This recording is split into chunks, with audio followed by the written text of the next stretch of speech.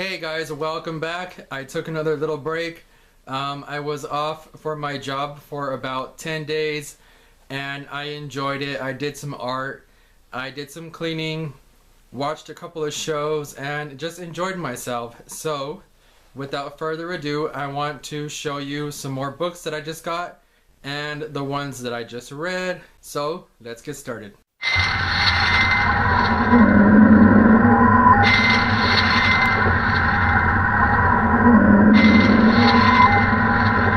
So these are not in any particular order. Here's the first one.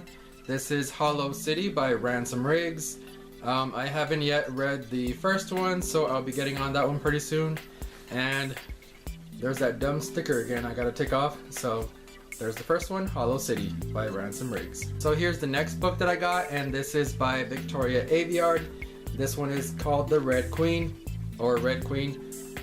This one I just picked up because I saw it here featured on BookTube and I hear really good things about it, so I wanted to take a chance on it, and yeah, I can't wait to get on it. So Red Queen by Victoria Aveyard. Here's one that I have featured in one of my videos already, but I do want to get to this one as soon as possible, which I'm not sure will be this year or next year. So this is a series that I do want to continue for sure, because I've already read the first 4 books in the series, and that is The Vampire Chronicles by Anne Rice.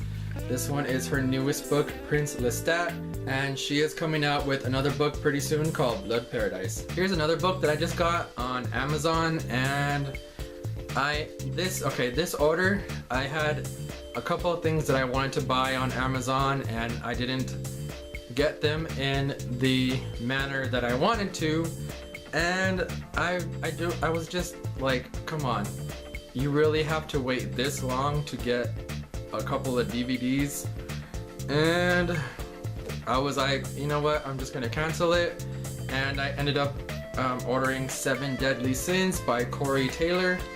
I am really into heavy metal right now, and I have this podcast that I've been listening to on iTunes.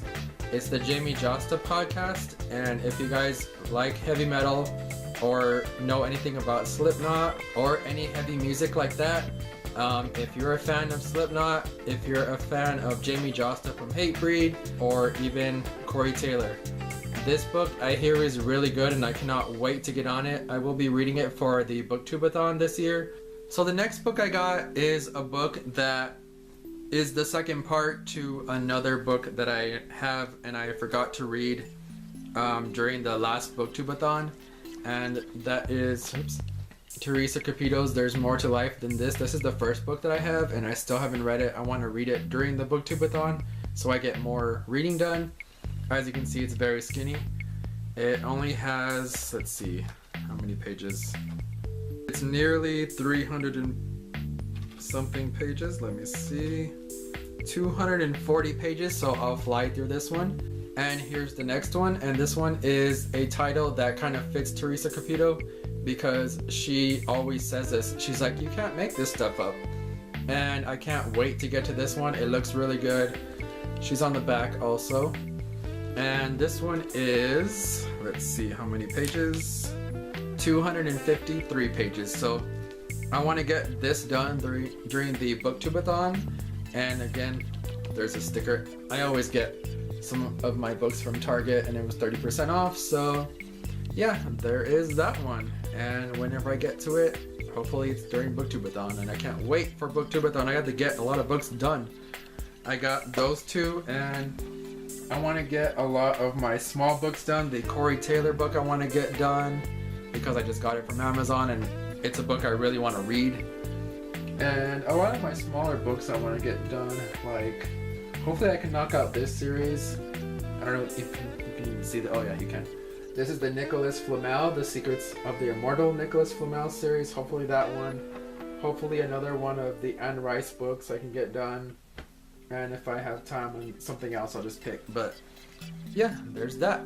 The next book I have here, I already saw it as a movie, and then I picked up the book because I had seen on Goodreads that it was an actual book, and I didn't have time to pick it up before then, so I just saw the movie.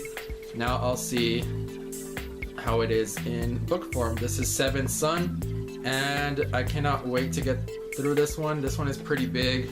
It's about, let's see, 688 pages. So there is the movie cover. I'm not even sure what the other cover looked like. It's not featured on Goodreads that I know of when I checked. So yeah, this one's called Seventh Son. It's not featured right there because it's dumb sticker again. Anyway, there it is, Seventh Son. This movie was really good.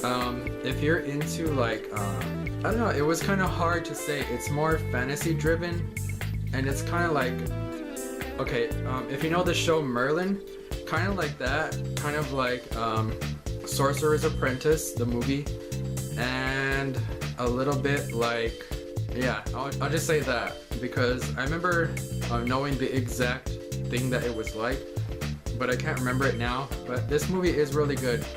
It's kind of like a Merlin kind of story. Like this guy, he's the apprentice for this guy right here. If I zoom in there, you can see it. He is learning how to be like this, I forget, apprentice, but I kind of forget the story right now, but I'll just read you the back. It says the book will haunt you. It's an international bestseller, but don't read it after dark. Book 1 and Book 2 of the best-selling Last Apprentice series, now a major motion picture, Seventh Son. It says the powers of evil are strengthening and only one man holds them back. Now that man needs an apprentice. Tom Ward is the seventh son of a seventh son, and he has been chosen. When one of the world's most malevolent witches escapes, Tom will face his first test. Many apprentices have come before. They have failed or fled or died. If Tom succeeds and if he survives, he'll be the last apprentice. So that's kind of what it's about. Again, Seventh Son. Alright, the last book that I got, and I cannot wait to tell you about this book. Oh my god.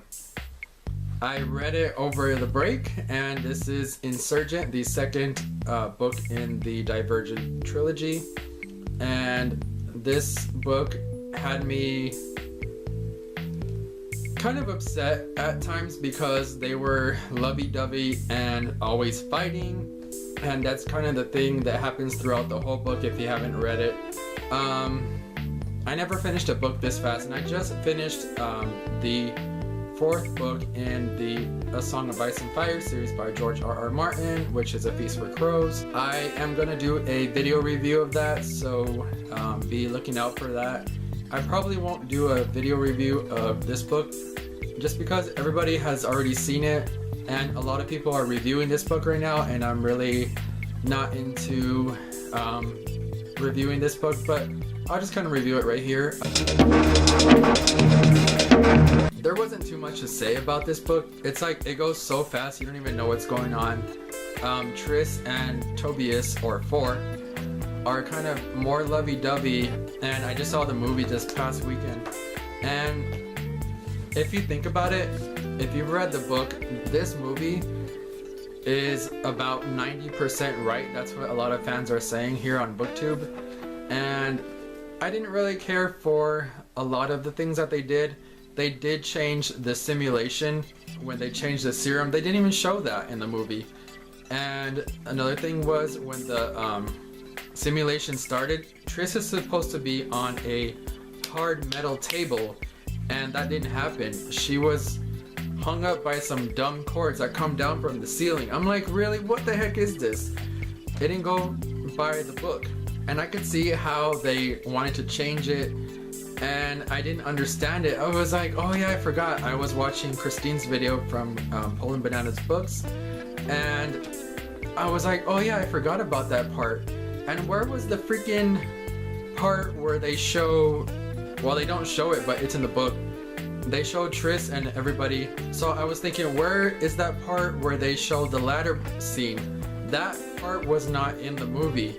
And I was thinking that was probably too dangerous, having the people shoot up at them while they're trying to get across to the other building, because they couldn't go around the other side, because that was going to be, you know, they were going to get shot right away. So it's like, come on, really? That part wasn't even in it.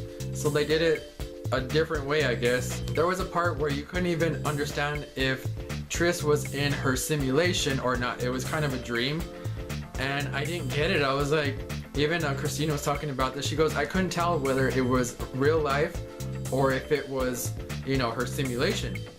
And the one with 4, that one you could kind of tell, but at the same time you couldn't, you know. It was kind of weird, and then like he kind of breaks up and it's like the weirdest thing ever. And I was just like, it's kind of cheesy. And some of the scenes, oh, the scene at the end. If you guys have not seen the movie, stop watching this right now. The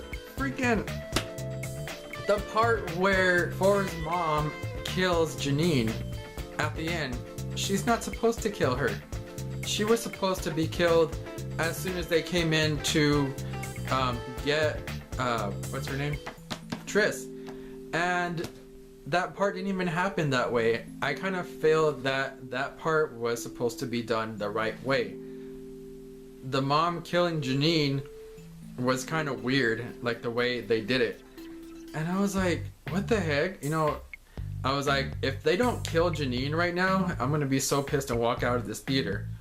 The last thing, it's like, boom, and she just gets blown away. She's like, she was saying, like, Janine was saying, I wonder what's outside the wall, and the mom says, well, you're never gonna find out, you know? And I was just like, really? And then she goes, bam, and shoots her, and I was like, oh my god. Yeah, a lot of things are changed within this movie, and her brother, they never showed, Triss's brother, they never show him changing the serum to purple and kind of covering up for the death of Triss, and he's supposed to change that so she doesn't die, and Janine doesn't know about this, but they never show that. That's a part I wanted to see. That's a kind of important part, and I kind of think that's kind of for the people that are watching this movie that haven't seen the book. They don't understand what's happening. It just kind of happens. So I think that's the only reason why he was there, just to change the serum. But we're not sure in the movie, if you haven't read the book, why is he even there, you know?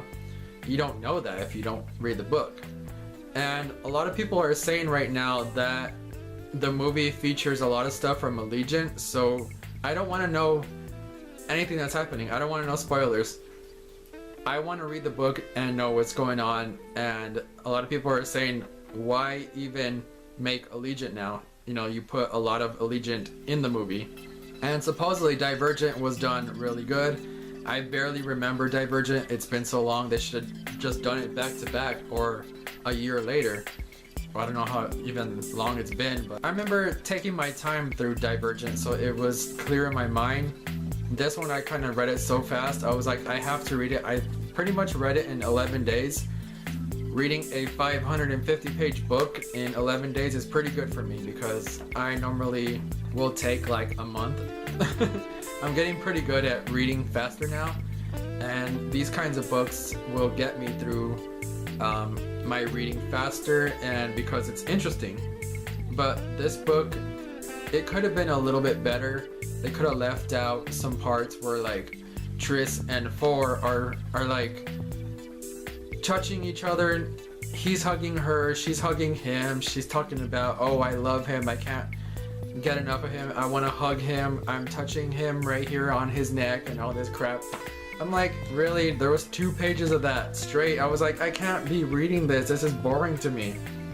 I was like, why do you even have to have that in there, really? You know? I don't understand it, but I really cannot understand how I got through this book so fast, and I cannot wait to get Allegiant. I do have it in my Kindle, but I don't know when I'm gonna read it. I want to read it closer to the movie Allegiant, so yeah, right now I'm kind of debating whether or not I should read The Demon King. It's another series that I have to get to. I don't know if you can even see behind me.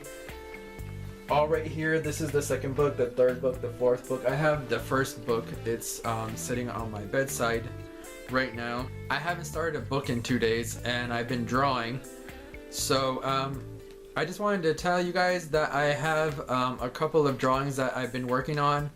I will be putting up the progression, so the video will be a little bit longer than the first one that I just put up. If you guys are enjoying that, thank you. It really means a lot to me. I will get that up pretty soon. I want to do one more, so I want to have like 5 drawings in one video. So I'll be getting that up, and I'll be getting up another music related video because I have a couple of CDs I want to show you, and that's My Books Falling. And so whenever I get the time, I'll probably shoot another one after this video so I can catch up. And I want to get another one of my music spotlight shows videos up very soon. So thank you guys for watching. Please like, comment, and subscribe, and I'll see you in the next one, guys. Bye.